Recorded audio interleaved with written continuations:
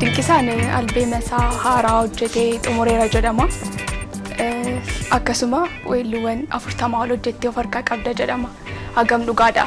Akkana taanaan maaliif albeema kee haaraa hojjettee uummata biraan ga'uu dadhabde maaltu si daangesse? Ani sirboota hedduun dalagaa of harkaa qaba. Kanaan durallee miidiyoota tokko irratti kanan dubbadhee jira akkan albeema qopheessaa jiru.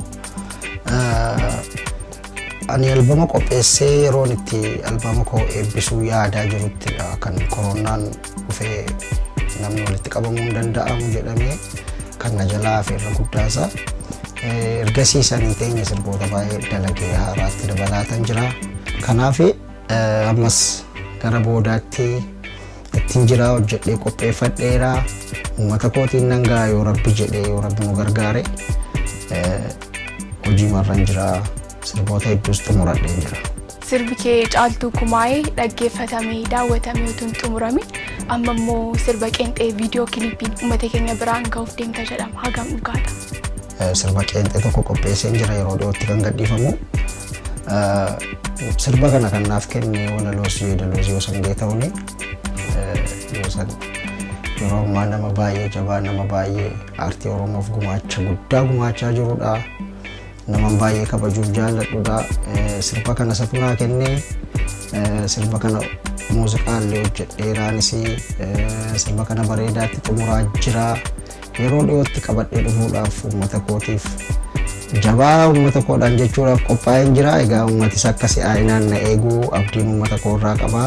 Sirba haaraa amma hojjetamee as ba'aa jiru kanarratti eenyufaatu hirmaate? Hawaasni kun immoo karaa maaliin haa eeggatu sirbicha? Sirba koo haaraa kana kan wajjiniin hojjetaa jiru entertainmentii haaraa amma reefu banamee jiru barri koo entertainment jedhama kan wajjin hojjetaa jirru uummata achirratti akka eegu entertainmentii kan akka jajjabeessu maaliif entertainmentoonni yeroo baay'atan aartii keenyaaf gaariidha. Jajjabina aartii keenyaatiif guddina aartii keenyaaf baay'ee gaarii waan ta'eef ammas entertainmentii haaraa barri koo jedhu kana uummati keenya subscribe godhee follow godhee akka hordofu hojiilee haaraa yeroo dhiyootti hedduminaan qabannee achirratti isin argamna. Entertainmentoota biraa wajjin isin hojjennaa.